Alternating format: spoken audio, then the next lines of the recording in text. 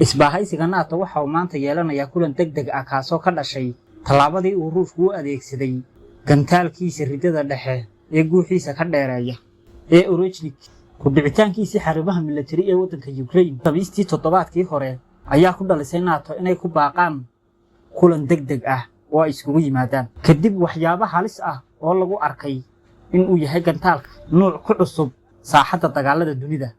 wuxuu leeyahay 6 madax oo awood u leh inuu halkii madax ridi karo 6 bambo oo nooca qaraxoogu culus yahay. sidoo kale gantaalkan ayaa awooda in madaxyadiisa oo dhanba lagu xiri karo bombada nukliyeerka ah isaga oo ku gaadhaya caasimadaha Yurub oo dhan kali 20 daqiiqo marka laga rido gudaha Ruushka. bagcad kasta oo qaaradda Yurub ka mid ah si toos ah loogu bartilmaameed xilligii la doono. wuxuuna Putin ku sheegay gantaalkiisan in ayna awood u lahayn in ay hor istaagaan ama ay celiyaan oo nidaam difaac oo gantaalkan celinaya aanu waqtigan caalamka duloolin. waxaa loo arkaa kulankan maanta ay NATO qabsanayaan mid masiiri ah oo doodo badan oo kulul ay ka dhalan doonaan. waxaana loo arkaa laba tallaabo inay midkood u qaadayaan. labada tallaabo kala ah in ay isxakameeyaan NATO oo ay arrimahan qaboojiyaan iyo in ay tallaabo Ruushka ka dhan ah qaadaan dagaalkan sidiisii kalaba u khulaaqay si istaadhaan. iyo mid saddexaad oo soo raaci karta taasoo ah in ay isku diidaan ama ay natiijo isku mid ka soo saari waayaan kala aragti duwanaanshaha ka dhex jirta NATO.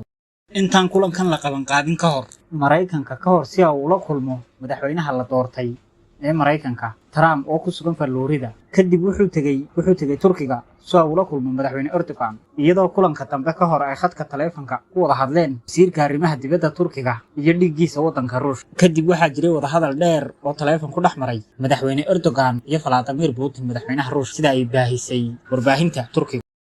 dhinaca kale wargeyska Faransiiska ka soo baxa ee Le Monde ayaa ku warramay dib u doorashada Trump inay Faransiiska iyo Ingiriiska ku dhalisay in ay wada xaajood qoto dheer yeeshaan si ay awoodooda military ugu fidiyaan qaaradda Yurub iyada oo wada hadallada lagu soo daray sidii kor loogu qaadi lahaa qandaraaslayaasha difaaca gaarka ah ee Ukraine. fiiro gaar ah wargeysku muu sheegin in qandaraaslayaasha loola jeedo qorshe lagu ballaarinayo dagaalamayaasha ka barbar dagaalama ciidanka Ukraine ama wax la xidhiidha hubka iyo awoodsiinta ciidamada Ukraine, balse natiijadu waxay u muuqataa in ay Faransiiska iyo Ingiriisku isku diyaarinayaan in ay dhabarka u ritaan ammaanka qaaradda Yurub iyada oo uu ka maqan yahay Mareykanku. mar hore ayaa tan dambe laga maqlay ee maanta wacaasheedu joogto madaxweynaha Faransiisku isagoo ku baaqaya Yurub ha isku tashato. madaxweynaha la doortay ee dalka Mareykanka welina aan xilka loo dhiibin waxa uu doonayaa joojinta dagaalka Ukraine, balse Yurub iyo wadamadeedu ma doonayaan in uu dagaalkan Ukraine istaago isaga oo ciidamada Ruushka ay ku jiraan waddanka Ukraine ama uu yaalo gobol ka mid ah dalka Ukraine ee Ruushka uu gacanta ku dhigay hubkiisii. haddii ay kugu soo dhacday Faransiiska iyo Ingiriiska wadamada Yurub ay ka soo horjeesan karaan Mareykanka iyada oo lagu jira marxaladda noocan ah ee Trump ku fikirayo qorshihiisuna uu yahay joojinta dagaalka.